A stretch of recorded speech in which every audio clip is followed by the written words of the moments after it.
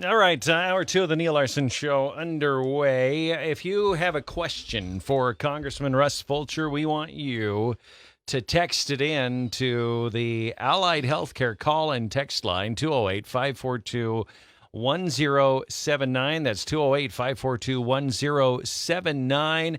And I believe we do have Congressman Fulcher on the line with us. Congressman, is that you? Neil, it is. Good to talk to you. Well, it's great to talk with you, too. How are things in the nation's capital? Well, probably dysfunctional might be a good place to start. Okay, so doing better than it was No last week, then. Yeah, yes, it was dysfunctional and disruptive last week. Now we're back up to dysfunctional, probably. Yeah, for sure. Now, you say dysfunctional. Is anything getting done back there, or because we're in an election year and everyone's posturing, is it just completely broken down at this point?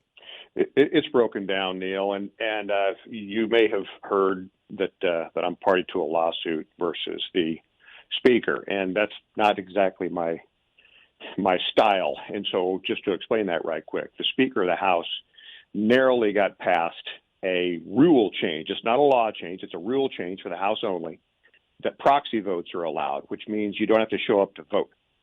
And that's never happened in the United States before. 230-some years of Congress through pandemics, World War, Civil War, all that kind of stuff, and Congress has always met.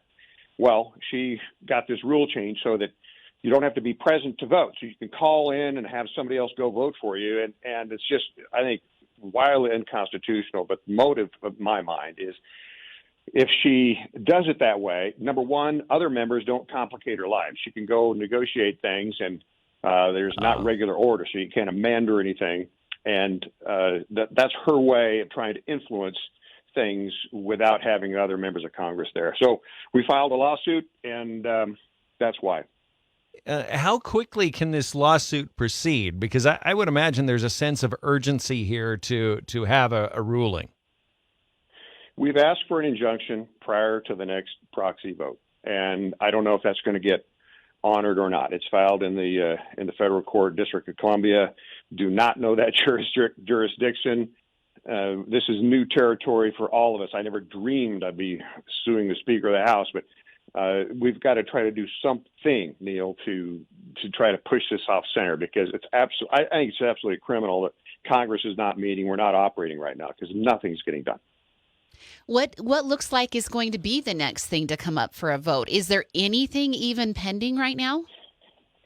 Well, there was a Phase 4 stimulus package that was being negotiated, again, not with Congress, but by the Speaker and by Chuck Schumer, McConnell, Mnuchin, and sometimes McCarthy. That's basically the U.S. Congress right now, minus Mnuchin, of course. But it was kind of put on hold because we got some news here about 10 days, 2 weeks ago, that the economic performance was actually significantly better than what anybody expected, which was devastating to the Speaker and to Senator Schumer, because they want to see it bad, Yeah. For political reasons. But so that's kind of been slow rolled. And other than that, no, there's really nothing that I'm aware of that's on the agenda. Again, this is just, it's so wrong. I mean, we're not talking about Homeland Security. We're not talking about immigration, but healthcare. None of these things that I believe Congress should be working on right now is being touched at all. We had a question actually from one of our listeners, Congressman, about DACA. And obviously nothing's moving forward on anything, but can you maybe kind of give us a status update on what's happening with that immigration situation? Nothing, and which is really sad. That's one of those things that really needs to be addressed, especially right now. I mean, remember how long ago it was that it seemed like all the discussion was about border security, Mm-hmm. Yeah. And we're not having any of those discussions now. Everything has shifted, and with the Speaker's new rule, where Congress doesn't have to be there or be in D.C. at all, it's just driven everything to a halt. And I honestly, minus this success of the court proceeding that we have filed, I don't think it's likely to change much until November. We're supposed to go into some kind of a session the last week of this month. I don't know what's on the docket. I know there's some policing, some kind of a policing package that the Democrats are putting on the table, which is probably a sign that I won't like it. But that's really it, Neal. Let's talk about that. That's probably the most salient issue in the country right now is how police interact with minority groups and specifically with black populations. Idaho probably, has one of the smallest percentage of blacks in our population, so we don't deal with it as much as some of the urban areas do. But as you've watched this situation unfold, do you believe that something does need to be done on this issue? Well, I look at it through the eyes of a lawmaker because that's what I am. And the way I look at it is our job is to make sure the laws are fair, make sure that the laws are representative of a constitutionally guided system. And for the most part, I'm sure there's always room for improvement, but for the most part, Neal, that's there. This whole social unrest issue and behavioral struggles and racism actions and those types of things, those typically don't get legislated into corrective effect. I mean, you don't fix those types of things with a law someplace or a tweak in the system. That comes out of the hearts and minds of our families and our churches and our communities. That's where those types of things, in my mind, need to be addressed and where real change is driven. Well, for sure. Culturally, how do we get there when you have a media system that exaggerates the division that we have? They jump on these stories and they just pound them hour after hour after hour during the news cycle. What is our way out of this? November. And I'm not saying that sarcastically. We have a presidential election in November. And whether it's much of the media, but certainly not all of it, but a lot of the media, and certainly the leadership on my side of the congressional building, that is the House, anything and everything that can be a disruptor, anything and everything that could have a negative impact on the economy, anything and everything that could have put strain on relations with China is being triggered. And I'm almost embarrassed to say that, but that's what I see. And I'm there every day. And I look at it and I just can't come to any other conclusion. Unlike once upon a time when we had a 9/11, for example, I was not in office at that point, but I was still aware. And there was at least a period where we came together and we just did the good of the nation as a body. And that's sadly not there right now. There is a significant portion of the leadership in Washington, D.C. that does not want our economy to recover, does not want this healing to happen with police force and the Black American community. They want it disrupted. Same thing with relations with China. There's more to come on that. If we're not in a Cold War, we're about to be.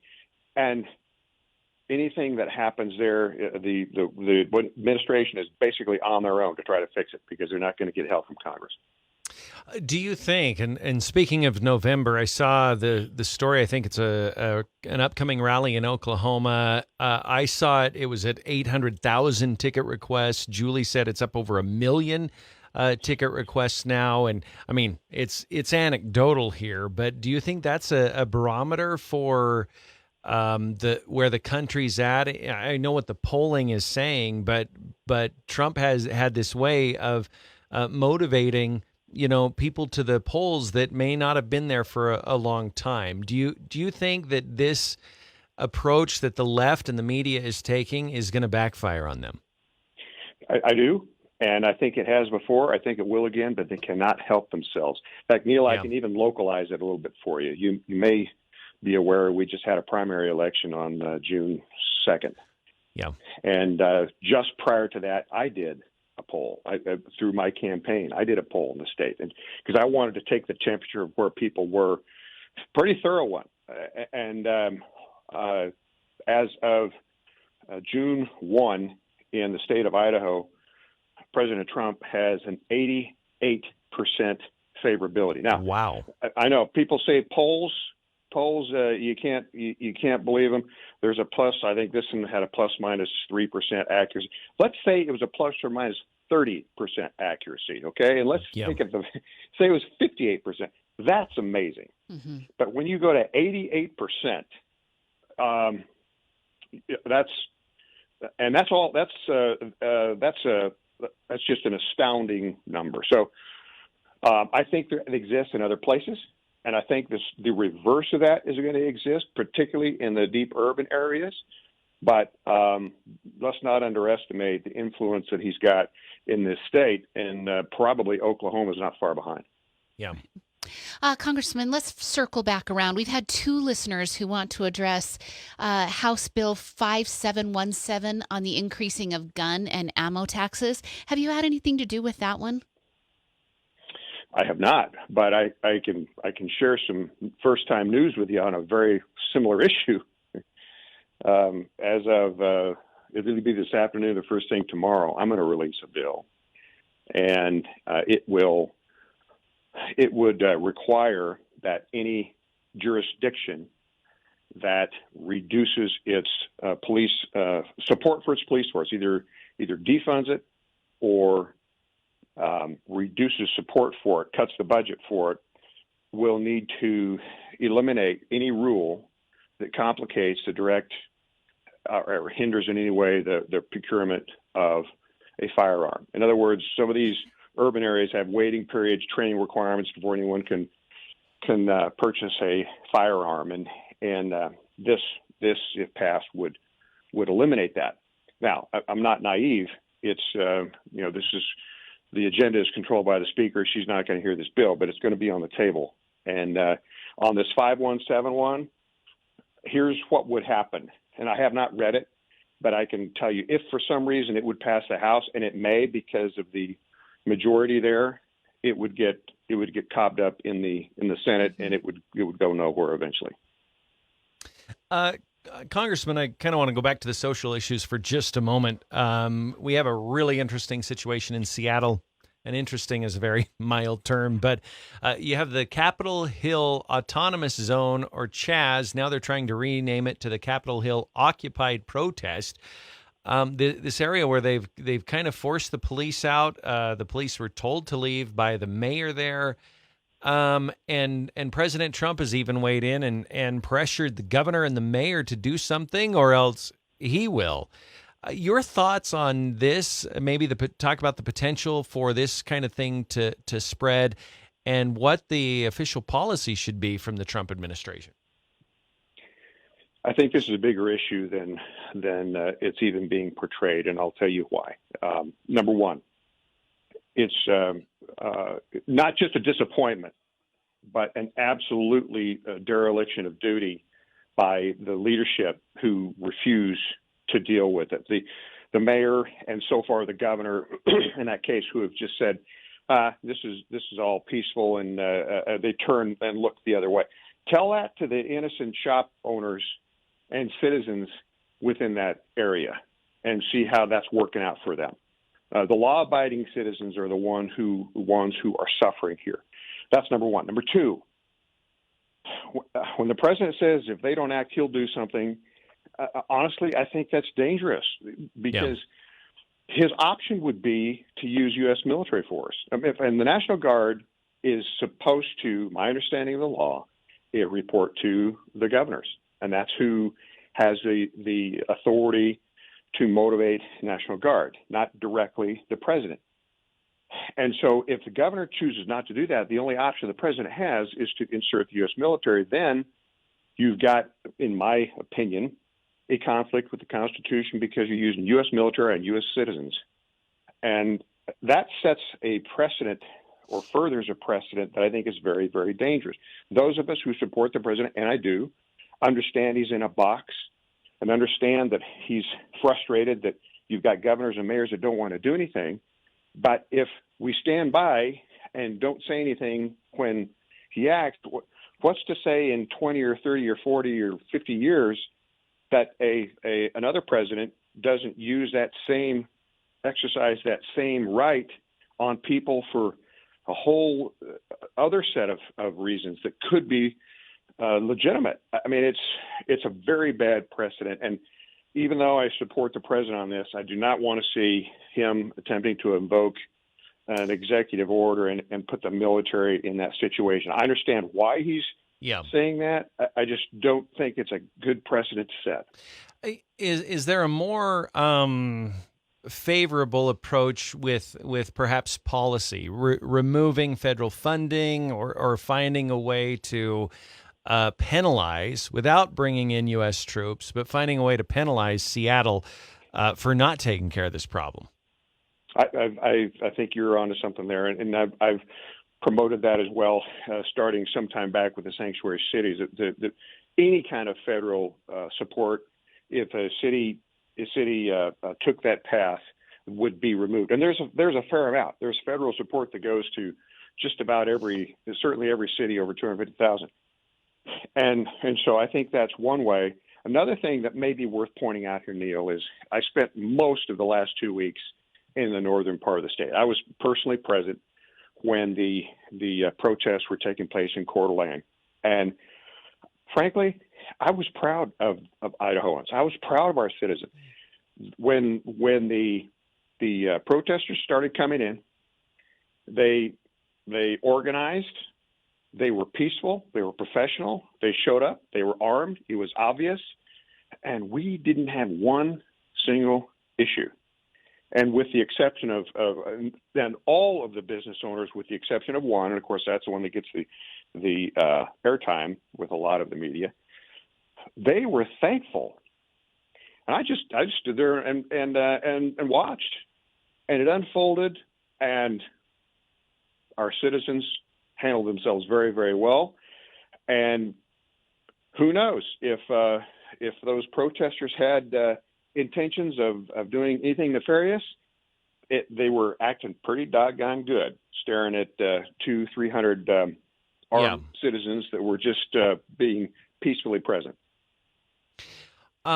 Is this then? I mean, because you know how the national media responded to that. I mean, they had kind of a fit over this, but I think if the same kind of potential threat was coming to Idaho Falls or Pocatello or Rexburg or Twin Falls, that you would probably see the same thing. Local citizenry showing up, just exhibiting their Second Amendment right, and that. I mean, I think that is a chilling effect on any kind of violence that might happen, but still allows people to protest and make their voices heard. I would hope that would be mirrored in other parts of the state. I think it would, Neal. And I once again, you know what? Aren't we blessed to live where we live? Yeah. I mean, that every now and then I just have to sit back and because I've been in D.C. probably returning more than likely tomorrow, even though I'll be one of the very few. And you know what? There's just something unsettling about having Black Hawk helicopters circle over the top of you when you're in a U.S. city. I mean, over and over and over again.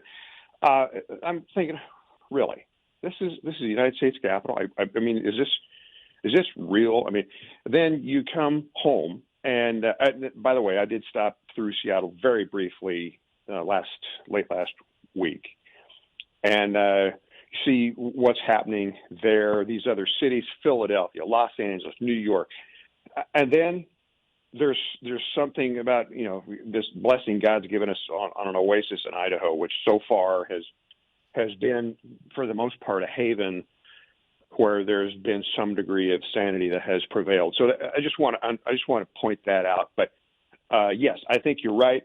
I think that would happen in other parts of Idaho if there was protests, and there's the Second Amendment work right there. All right. We'll leave it at that. Congressman Russ Fulcher from Congressional District 1 in Idaho. Congressman, it's always great to talk to you, and we appreciate the time that you spend with us. My pleasure. Anytime, Neal. Appreciate you. Take care.